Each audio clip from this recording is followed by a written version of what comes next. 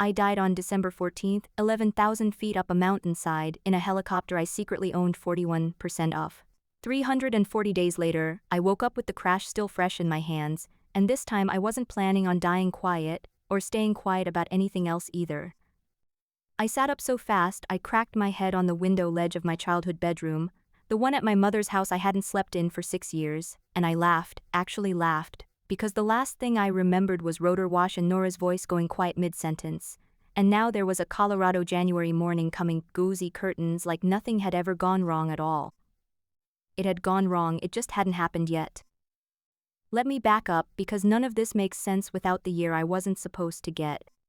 I am a rescue pilot. Ridgeline Air Rescue flies medevac and mountain search and rescue out of the Front Range, which means my job, on a good day, is setting a helicopter down on 11 feet, snow 11,000 feet with someone's grandmother strapped to a litter behind me. On a bad day it means not landing at all and finding a way down anyway. Before Ridgeline I flew Black Hawks for 6 years, 2 deployments, a call sign I don't use anymore, because civilians ask too many questions when a woman answers to Raven. I came home, took my father's company up on a job flying line pilot same as anybody, and let almost everyone assume that was the whole story. It was not the whole story. My father, Walt Kendrick, built Ridgeline out of one used Bell helicopter and a second mortgage on our house, back when he was young enough to still believe a company could run on a single rule he never once broke: we ground the aircraft, not the budget.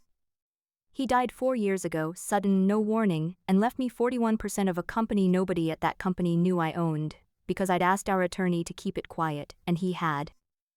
I didn't want to be the owner's daughter playing pilot on the weekends. I wanted to be good at the job the way my dad was, before anyone found out my name meant anything. So I flew, and I let Marcus Thorne, my father's old partner, run the business side, because that was who my father had trusted with it for 20 years, and grief makes you generous with trust you haven't re-earned in a while.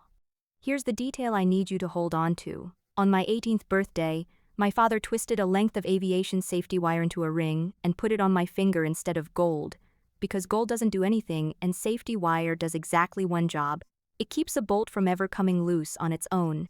Nothing walks off this aircraft without me knowing, he used to say, tapping the tail boom twice before every flight, like a heartbeat. I still wear the wire. I was wearing it the day I died. That's not a figure of speech. I flew a night hoist rescue on December 14th, wind gusting to 40, and the tail rotor gearbox that Ridgeline's maintenance logs said had been inspected 6 weeks earlier seized at 400 feet over a ravine, because it had not, in fact, been inspected in 5 months. I found that out in the 11 seconds it took my aircraft to stop being an aircraft. Nora Vance was in the back, my flight partner for 3 years. She used to say that between the two of us we had exactly one working sense of self-preservation, and it wasn't hers. She didn't get a second chance. As far as I know, I'm the only part of that night that ever came back. My mother found me at the kitchen table at 2 in the morning, 4 days after I woke up, staring at a printout of the Ridgeline org chart like it might rearrange itself if I looked hard enough. "You've been different since New Year's," Diane Kendrick said, setting down 2 mugs of decaf like she already knew caffeine wasn't what either of us needed. "Softer with me. Sharper with everything else. Your father used to get that same look right before he fired someone he'd hired personally." I almost told her, I want that on the record, because it would have been so easy, sitting in the kitchen where I'd eaten cereal every morning of my childhood, to just say it out loud. "I died, Mom. I flew into a mountain and I died, and I woke up with a year I'm not supposed to have, and I don't know how to spend it without breaking something. I'm just paying more attention to the business," I said instead. "Dad would have wanted that." She looked at me the way mothers look at daughters who are lying badly on purpose, out of love, not deception. "Your father would have wanted you happy flying his helicopters, not refighting his battles for him." She reached over and touched the safety wire on my finger, the way she'd done 100 times without either of us remarking on it. "Whatever this is, Reese, don't let it cost you the parts of your life that don't need saving." I didn't answer that either. I finished my decaf, and I let her believe I was only grieving him a little strangely, because the alternative was a conversation neither of us was ready to survive. I found Callum Bishop in the hangar 2 days after I woke up, elbow deep in a maintenance panel, the same place he'd been every single day of the life I already lived once. I remembered exactly one thing about him from before. 3 weeks before I died, he'd filed a written discrepancy report on that same gearbox, and it disappeared from the maintenance system within 48 hours, and he never brought it up again, because a mechanic who complains twice at Ridgeland finds himself reassigned to the desk job that ends careers. My father had hired him personally over Marcus's objections the year before he died, and I'd never once asked why. That felt like something worth fixing too. "You're staring," Callum said, not looking up from the panel. "I need to see your discrepancy log, all of it going back a year." That got him to look up. Careful, unreadable, the specific stillness of a man deciding how much a question is worth answering. That's not really pilot business. "I own 41% of this company." I had never said that sentence out loud to anyone at Ridgeline in 4 years, and it came out of me flat and strange, like a password I'd been saving without knowing which door it opened. "As of this week, I'm making it pilot business." He set his wrench down slow, like he needed both hands free for whatever came next. 41%, he repeated. 41%, I want the gearbox logs first. Something moved behind his eyes that I couldn't read yet and wouldn't fully understand for another 2 months. He didn't ask why. He didn't ask how. He wiped his hands on a rag, walked to a locked cabinet I'd never once been allowed near, and came back with a folder 3 inches thick. "I've been keeping my own copies since 2019, he said. "Figured somebody who mattered would ask eventually. Took you long enough." Marcus Thorne's office had a view of the runway and a photo of him and my father shaking hands at the ribbon cutting, 22 years old and grinning, both of them, like the whole future was a party they'd already been invited to.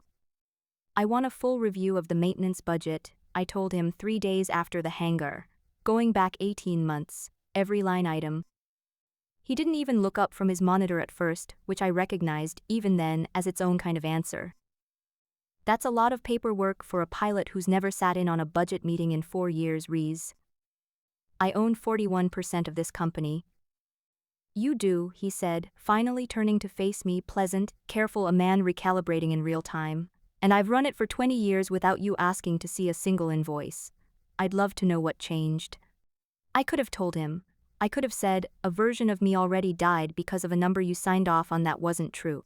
Instead I said, "Nothing changed. I'm just paying attention now," and watched him decide, visibly, that the easiest move was to smile and stall. "I'll have accounting pull something together," he said. "These things take time to do right." I gave him 3 weeks, he gave me nothing. Nora and I flew a real call 11 days after that, a backcountry skier with a compound fracture off the ridge above Silver Creek, wind kicking hard enough that I had to hold a hover with one skid barely kissing rock while Callum, who'd come along to babysit a sensor issue on the hoist, ran the cable himself because our regular hoist operator had called in sick. "You're doing that thing again," Nora said in my headset, watching me work the collective like I already knew exactly how much air I had to spare, which I did, because I had done this exact maneuver in a different storm in a different year, and it had gone fine that time too. "Thing. Flying like you've already read the ending." I didn't answer that. Below us, Callum got the litter clipped and gave the thumbs up, steady as a man doing paperwork, not a man hanging off a hoist cable 400 feet over granite, and something in my chest loosened half an inch, the way it does when a thing you're afraid of goes right in front of you instead of wrong.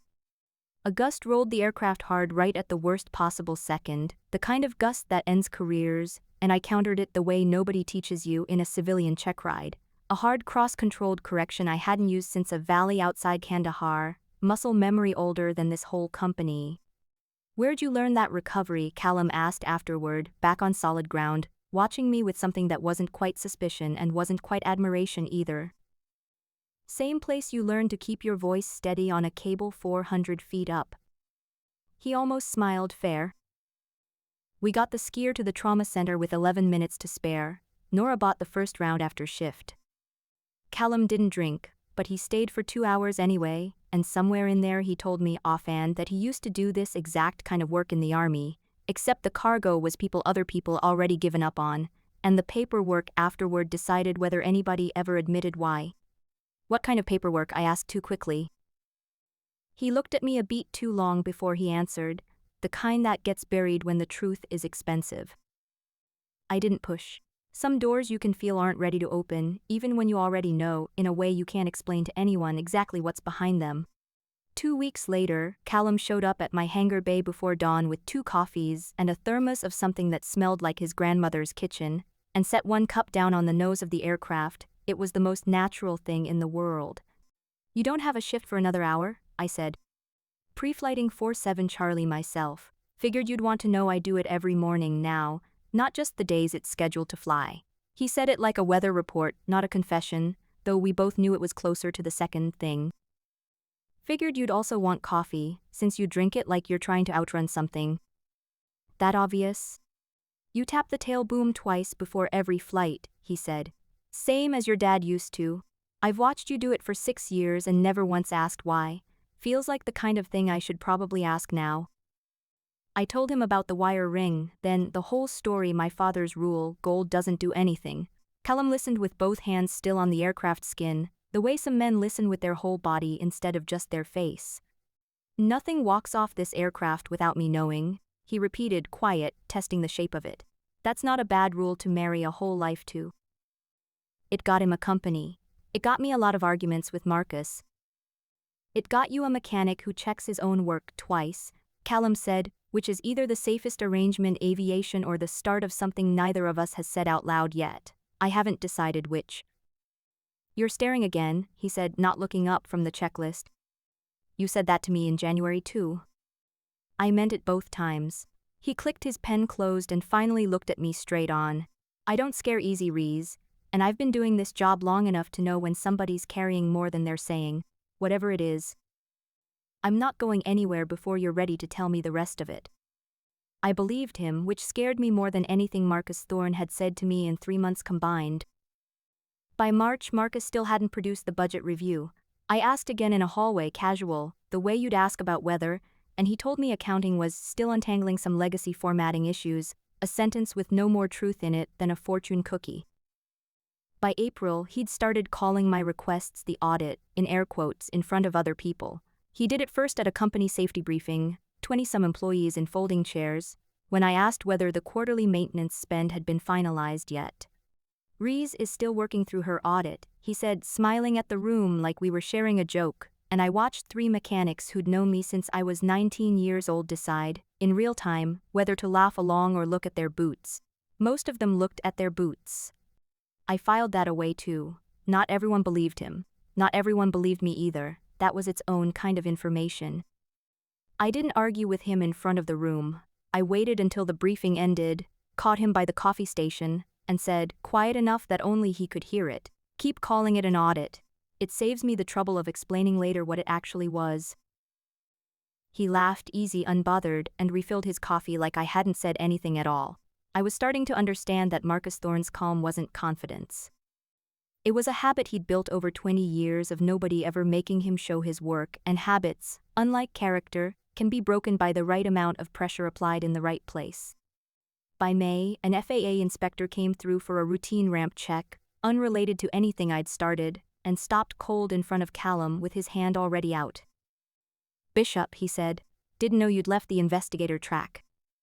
Callum shook his hand, easy, unbothered, the way you shake the hand of a life you've already made peace with leaving. "Didn't know you were still doing ramp checks, Pete. Thought they promoted you out of the fun stuff." The inspector laughed and moved on to the tail number he'd actually come for. I waited until he was gone. "Investigator track," I said. Callum wiped grease off a torque wrench that didn't need it. 5 years on the Army's Aviation Mishap Board. I sat on the review for a crash that killed 4 soldiers because a contractor lied about a parts service life, and I watched 3 different generals decide the truth was worth less than the contractor's next bid. I put in for separation the week after. "Came here because your father told me," and I quote, "I will never once ask you to sign something you don't believe." First man who ever said that to me and meant it. "And Marcus?" "Marcus has never asked me to sign anything either," Callum said. "He just quietly finds someone else who will, and I get told the paperwork's already handled. Same building, different war." I thought about that for a long time. I thought about my father, 4 years dead, choosing a mechanic over an accountant because he already knew, in his bones, exactly which kind of man would still be standing when it mattered. Nora cornered me in the equipment room in September, arms crossed, the specific posture of a woman who has decided today is the day. "You've been weird for 8 months," she said. Not bad weird, just weird. You fly like you've got a stopwatch in your head nobody else can see. You started drinking your coffee black in January like a switch got flipped. And now you and Callum Bishop are doing this whole thing where you finish each other's pre-flight checks without talking, which frankly is either romance or telepathy, and I need to know which one so I can plan my reaction accordingly. Maybe both, I said, which was the closest to the truth I'd come with anyone since my mother's kitchen table. Reese.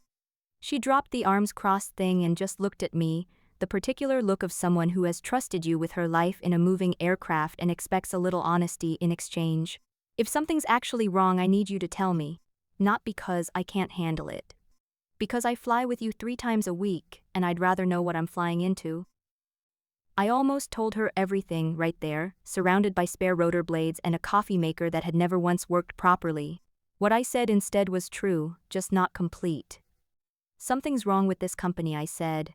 I'm trying to fix it before it costs somebody something they can't get back. That's all I can say right now. But Nora, if I ever tell you to scrub a flight, any flight, no explanation, I need you to trust me enough to just say okay. She studied me a long moment, and then she did the thing I loved her for, the thing that made her the only person in 3 states I'd have chosen to be in the back of that helicopter with, before or after. Okayed. No argument. No demand for more. Just okay and a fist bump against my shoulder and back to work, and I stood there afterward for a full minute, grateful for a friendship I'd already lost once and hadn't told her that either. The near miss came in October, 7 weeks before the date I'd been counting down without saying so out loud. Callum caught metal shavings in a gearbox filter during a routine service on the same aircraft, tail number 47 Charlie, the one I'd died in the first time, and refused to sign it airworthy. Marcus had it signed by the newest mechanic on staff 4 hours later. You can't override a discrepancy hold, Callum said, loud enough that half the hangar heard it, which I understood by then was exactly why he'd said it loud. I can when it's my company to run, Marcus said. Get me a second opinion that isn't you being dramatic about routine wear. I found out why 2 days later from Carol Bennett, of all people, over a lunch she'd asked for and I'd almost declined. He's been meeting with people from Alpine Summit Health Network, she said, turning her water glass in slow circles, not quite looking at me. The regional medevac conglomerate. 3 visits since February that I know of. I don't think he's told the rest of the board. A partnership? An acquisition, Carol said, and a very specific kind of bonus written into his contract if it closes above a certain valuation before the end of the year. Your father structured that clause himself, actually, back when Marcus threatened to leave for a rival outfit. Never imagined it would end up being the reason to sell the place out from under his own name on the building. I sat with that for a long moment. Every falsified sign-off, every quarter of deferred maintenance dressed up as savings, suddenly had a number attached to it that wasn't grief or laziness or even simple greed in the abstract. It was a valuation target, a closing date, a bonus check with Marcus Thorne's name already half written on it, and somewhere underneath all of it, a gearbox nobody had time to actually fix before the deal needed to look clean. Why are you telling me this? I asked. You've protected him for 20 years. I've protected your father's company for 20 years, Carol said. Marcus was just usually the same thing. Lately I'm not so sure. She finally looked at me straight on. Get me something I can take to the rest of the board, Reese. Something that isn't just a daughter's instinct about a dead man's rules. I want to help you. I need you to make it easy to. I filed the emergency shareholder demand that night. Colorado law is specific about it, and so was I. As majority holder of record, I was entitled to call a special meeting of the board with 14 days' notice, and I gave them exactly 14, time to land 11 days before my own private deadline, the one only I understood the shape of. Carol Bennett called me the next morning. She'd sat on Ridgeline's board since before I was born, had known my father since flight school, and still sent a card every year on the anniversary of his death that made me cry for exactly as long as it took to read it. Marcus says you're chasing shadows, she said, gentle, careful, a woman trying to hold 2 people she loved on the same bridge without either of them falling. He says grief does strange things to people, and I know it does, sweetheart. I watched it do strange things to you already. Ask him for the maintenance logs on Fort 7 Charlie, I said. Ask him why they don't match what Callum Bishop's cabinet has been holding since 2019. Then tell me if that's grief. She was quiet a long moment. "I'll look," she said, which from Carol Bennett was as close to a promise as I was going to get, and I decided, for the first time since January, that it might actually be enough. That night, alone in the apartment I'd moved into that spring specifically, so I'd stop flinching every time my mother's stairs creaked the way they had the morning I woke up dead and not dead. I let myself ask the question I'd been avoiding since January. What if I was wrong? Not about the gearbox. I was never wrong about the gearbox. I'd felt it fail with my own hands. But what if a year of certainty had curdled into something closer to what Marcus kept implying? Grief wearing the costume of investigation, a woman who couldn't let her father's company go, so she'd invented a reason to burn it down instead. I took out the folder Callum had given me in January and read it again, cover to cover, the way you check an instrument twice, not because you doubt the first reading but because the altitude is too important to trust to memory. The dates lined up, the numbers lined up. 6 sign-offs on a gearbox that had, probably, never once been opened in the window claimed. I wasn't imagining it. I want to say that plainly, because I spent one whole night doubting myself, so thoroughly that I understand exactly how easy it would have been for anyone else to doubt me too. And that understanding is the only reason Marcus Thorne's performance at the board meeting, still weeks away, didn't cost me as much as he needed it to. By morning I'd stopped asking whether I was right. I started asking what I was willing to lose to prove it. Marcus fired Callum 9 days before the board meeting. Insubordination, the letter said, citing the discrepancy hold and a pattern of undermining operational decisions. They walked him out of the hangar he'd worked in for 6 years with a cardboard box and an escort, in full view of the ramp, the specific kind of public humiliation designed to make everyone else afraid to be next.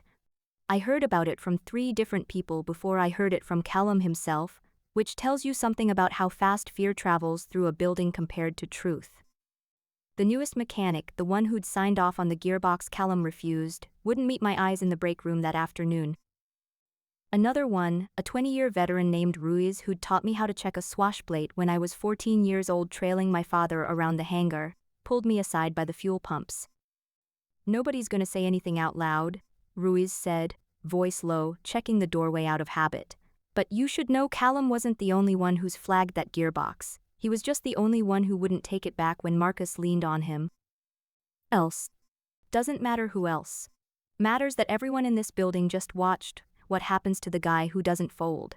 He squeezed my shoulder once, the closest thing to a blessing a man like Ruiz was ever going to hand out in daylight. "You want people to talk to you honestly after this, Ruiz, you're going to have to be the one who doesn't fold either." I found out the rest an hour later, standing in Marcus's doorway with my hands not quite steady. "You can't do that," I said. "Not now. Not with the meeting 9 days out. I run operations, you own stock. Those are different jobs, and I'd think a decorated pilot would understand chain of command." He said decorated like it was an insult, which coming from him I supposed it was. "You've built a very emotional case around a man I fired for cause. I'd be careful how that plays with the board." I did not raise my voice. I went home and for the first time since I'd woken up in January, I let myself consider that I might lose everything a second time, in a different order. I called Callum instead of crying, because crying wasn't going to get either of us anywhere. "They fired you," I said. "I don't have your evidence anymore. Whatever he did to make it disappear from the system, I can't prove any of it without you standing in that room." There was a pause I'd come to recognize, the sound of a man doing math on how much to say. "Rees," he said, and it was the first time he'd used my name without a rank or a title writing underneath it. "I filed everything with the FAA's confidential reporting system in October, the same week I got overridden, independent of Ridgeline's records, independent of your company entirely. If you were ever counting on me to be the only copy of the truth in this whole operation, you were wrong. I don't work that way. Haven't since 4 soldiers taught me not to." Something in my chest came loose that I'd been holding since a hangar floor in January. "You should have told me." "I'm telling you now," he said. "And Rees, whatever happens at that meeting, you are not walking into that room by yourself. I don't care what my badge says this week." The board meeting happened on schedule 11 days before December 14th, in a conference room with a model of my father's first helicopter mounted on the wall. Marcus went first, calm, reasonable, devastating. "I think we all admire Rees's dedication to her father's memory," he said to 11 people, most of whom had known me since I was small enough to sit in a cockpit and pretend to fly it. But grief isn't governance. She's spent a year building a conspiracy around routine maintenance variants and a mechanic I had every right to let go. I'd hate for this board to let sentiment override 20 years of results. Carol Bennett didn't say a word. She looked at me instead, and I watched her do the math in real time, weighing 20 years of trusting Marcus Thorne against 1 year of me showing up different than I used to be, and for one terrible second I understood exactly how this could go. I did not raise my voice. I stood up and I said one sentence. I'd like to invoke my right as majority shareholder to present findings before this board votes on anything else. Then I sat down and waited, and for the first time all year, I wasn't afraid of what came next.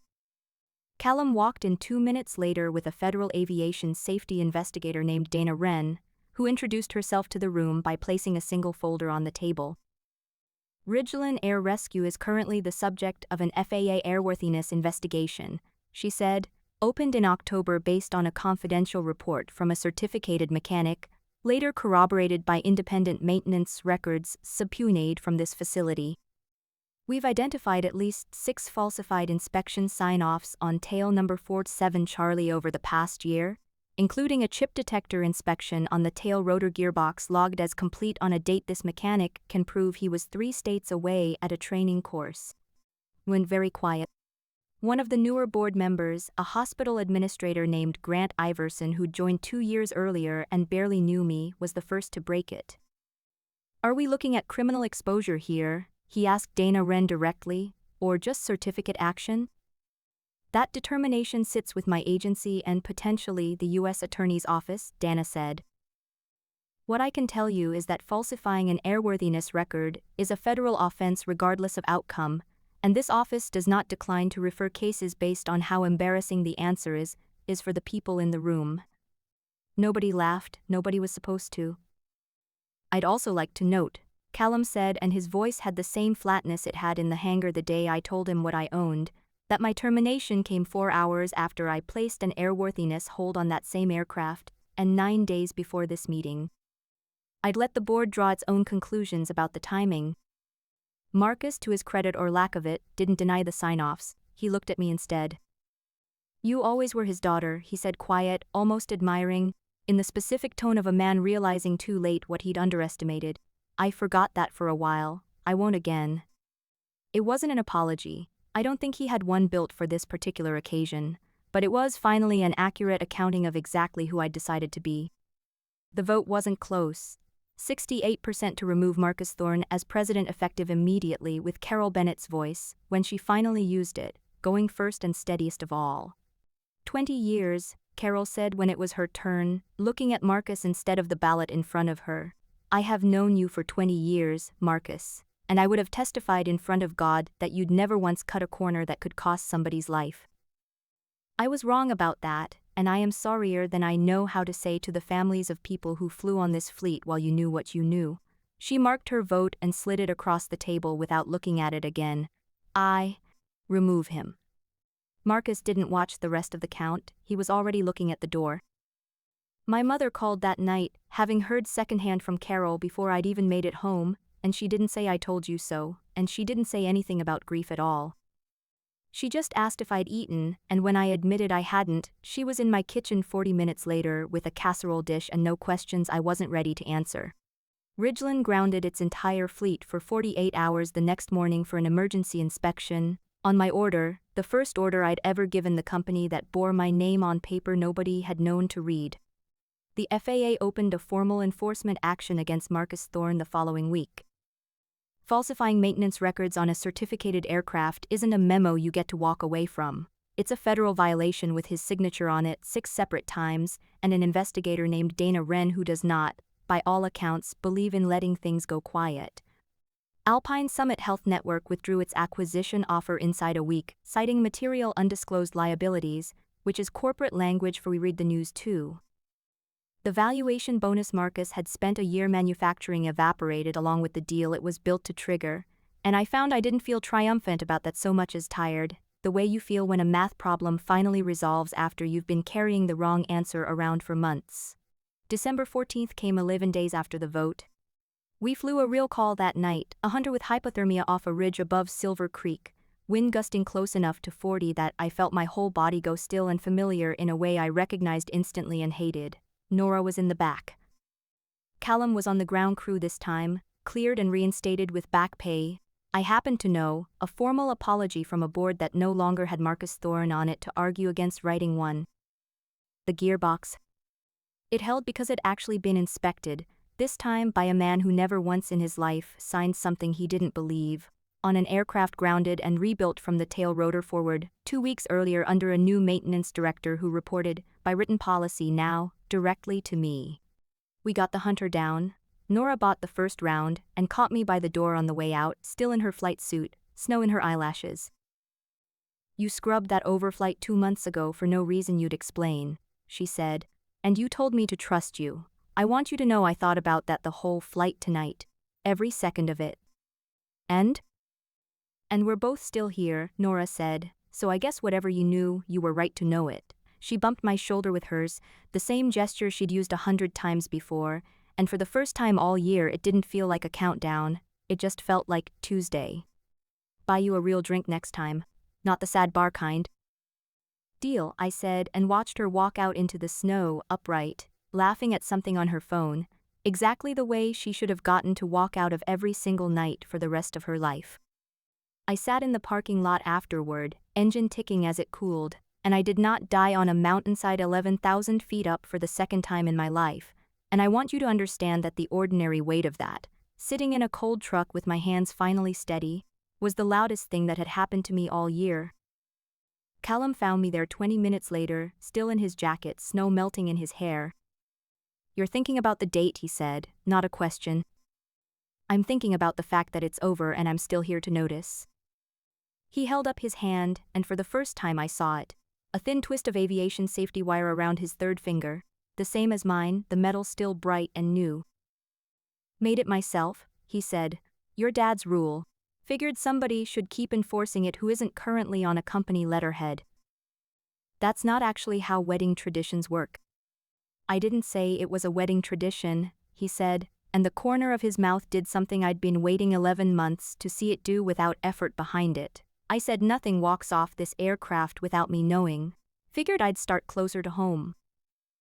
I looked down at the wire on my own hand, worn thin in one spot from 4 years of tapping it against a tail boom before every flight twice, like a heartbeat, and for the first time since a hangar floor in January, I let myself believe the whole year had actually worked. I had spent a lifetime, and then another one on top of it, making sure nothing came loose without my knowing. It turned out the last thing I needed to check was whether I'd let the right person all the way in, and for once, for the first time, the answer held. Did she go far enough, or was she still too merciful? Comment justice if the ending was perfect. Comment harder if you wanted an even colder revenge. Your comments decide how ruthless the next ending should be. Like and subscribe if you want to be here for the next story.